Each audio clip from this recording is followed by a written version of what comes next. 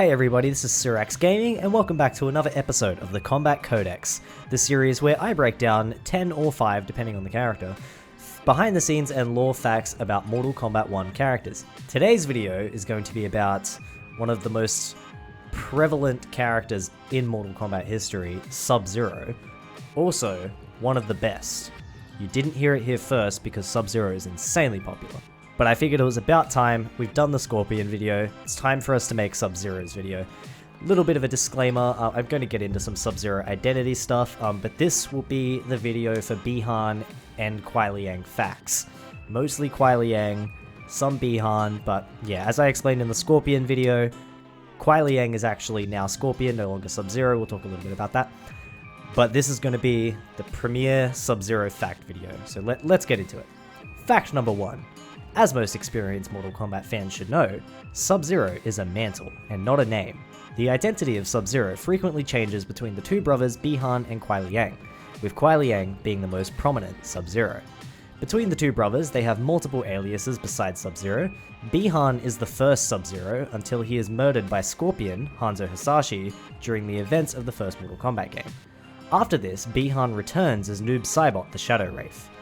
Kuai Liang goes by the codename Tundra whilst his older brother is Sub-Zero, and upon Bi-Han's murder, Kuai Liang takes up the mantle of Sub-Zero to honour his brother and avenge his death in Mortal Kombat 2, until he is forced into cyberization by Sector and the Cyber Lin Kuei in MK9, becoming Cyber Sub-Zero.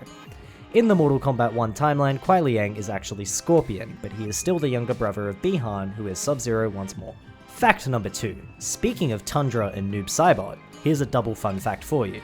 Tundra, the codename used by Kuai Liang before he becomes Sub-Zero canonically, was originally going to be the official name of the character Sub-Zero, according to Ed Boon, until it was decided that he would be Sub-Zero instead. As for the noob fact, when playing Shaolin Monks as Sub-Zero, it is possible to select his alternate colour, which blacks out Sub-Zero's costume and turns him into Noob Saibot, although he keeps the Sub-Zero powers. Fun little quick double fact for you, because neither of those filled out a spot on their own. Fact number 3. When playing through the story mode of Mortal Kombat Deception, a young Shujinko will meet Sub-Zero and the Lin Kuei early in his adventures to obtain the Komi-Dogu. This Sub-Zero would train Shujinko in the ways of the Cryomancer, and teach him how to fight as a Lin Kuei warrior. These events happened decades before the first Mortal Kombat tournament we experience in MK1, meaning that this Sub-Zero is neither Bi-Han nor Kuai Liang, but he is instead their grandfather, as confirmed by John Vogel and later games. The Sub-Zero mantle has been passed down for generations, it would seem. MK11 seems to tease that this grandfather who we meet in Deception is actually the original Sub-Zero and the first to claim that title, although these are non-canon intros, so we don't know how accurate this is. Moving on to fact number 4. Sub-Zero would appear in Mortal Kombat vs DC, as he has appeared in practically all the games in some form or another. And if you play through the tower as Sub-Zero, he will defeat Dark Khan and save the two realms from merging. His encounters with the DC heroes, such as Batman throughout the story, would change his life and inspire this Sub-Zero to become a vigilante in the same vein as Batman, stalking enemies in the shadows and protecting the innocents. Sub-Zero would cross paths with Batman again in Injustice 2, in which he would help defeat Brainiac, train the new Justice League, and assist Batman in recapturing Superman in exchange for assistance in returning to Earthrealm. Similar to Scorpion in the first Injustice game, Sub-Zero was designed by Jim Lee for Injustice 2. Fact number 5. In Mortal Kombat 9, there are technically 3 playable versions of Sub-Zero on the roster at once.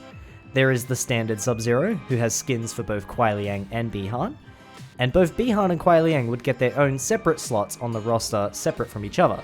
There is also Noob Saibot, who is playable as Bi-Han after his death, and there is Cyber Sub-Zero, who is unlockable after Kuai Liang is cyberized. Sub-Zero is the only character you play as twice in MK9's story, once as Sub-Zero and once again as Cyber Sub-Zero.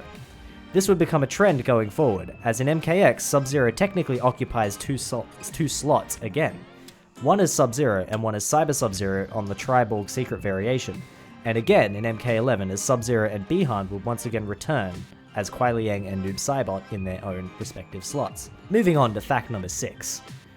During the Timequake in MK11, an event that pulled the MK9 combatants forward into MK11's point in time, Sub-Zero and Noob Saibot are the only two involved in the events of MK9 whose past selves are not brought forward in time. This is likely due to Kuai Liang being captured and cyberized by this point in the past. NRS clearly didn't want to go through the trouble of doing all the animations again, even though Triborg's moveset for Sector and Cyrax was brought across. And as for Noob Saibot's past incarnation, it's unclear as to why he was brought forward, as he had already been resurrected as Noob Saibot at that point in time.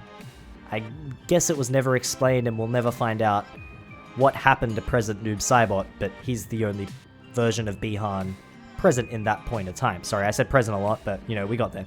Moving on to fact number 7. During interactions in MK11, Sub-Zero's grandfather will challenge him to combat in order to prove himself as worthy of the title.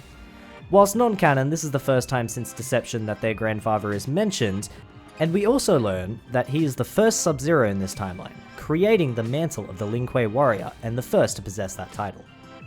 Moving on to fact number 8. During Cyber Sub-Zero's MK9 ending, he is seen being corrupted by Shao Kahn's soul, with his cyborg body being taken over and occupied by the spirit of Shao Kahn. There is also a chance in Mortal Kombat 1, spoiler alert, during the Battle of Armageddon at the end of the game, to face off against a mixture of General Shao and Sub-Zero's movesets, and designs named Shao Zero. It is unconfirmed if this is actually a reference to the ending, because it's technically Shao merged with Bihan, but it's a cool fact nonetheless, and it definitely could be a direct reference, as this isn't the first time we've seen Sub-Zero and Shao Kahn merge together. Moving on to fact number 9. During the Mortal Kombat 1 timeline, we learn a lot about the Sub-Zero brothers' dynamic. Bihan is cold and stern, seeking power and position for the Lin Kuei, as he is now their Grand Master. Kuai Liang, who again is Scorpion in this timeline, is much more open to serving the needs of Earthrealm and seeks only to fulfill his duty and honor his clan. The two clash when Kuai Liang learns it was Bihan who allowed their father to die, so he could become Grand Master and save the clan from his father's inaction. This would cause the two to become enemies, with Bihan giving Kuai Liang his iconic scar during a murder attempt, and Kuai Liang leaving to form the Shirai Ryu and cementing once again the rivalry between Sub-Zero and Scorpion in the new timeline. And for our final fact of the day, Sub-Zero has appeared in just about all MK multimedia projects. He plays a small role in the original 1995 movie played by, forgive me if I mispronounce this, Francois Petit, and would return in the terrible Annihilation film, this time played by Keith Cook.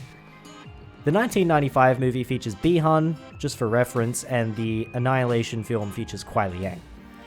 Bihan Sub-Zero was the primary villain of the 2021 live-action Mortal Kombat movie, played by Joe Taslim, who does an excellent job in just portraying the absolute absurdity of a Mortal Kombat moveset in live action. It's brilliant Sub-Zero stuff. The costume's a bit, you know, we won't talk about the costume. The costume's awful. He also appears in Defenders of the Realm. All the MK Legends animated movies, Bihan is in fact the villain of the first one, and Kuai Liang is a main character in the second, and kind of the sensei, almost Raiden type role in the third movie, Snowblind. As well as the web series MK Legends, and he plays a prominent role in both the original 90s comics and the MKX comic series. And alright guys, that brings us to the end of this video. Let me know down below your favourite fun fact about Sub-Zero. Tell me something about Bihan and something about Kuai Liang that I don't know. I absolutely challenge you. I want to see some interesting facts. And also don't forget to like, subscribe if you haven't, and click the bell to be notified anytime a new Kombat Codex comes out. Thanks for watching guys. I'll see you next time. Peace out.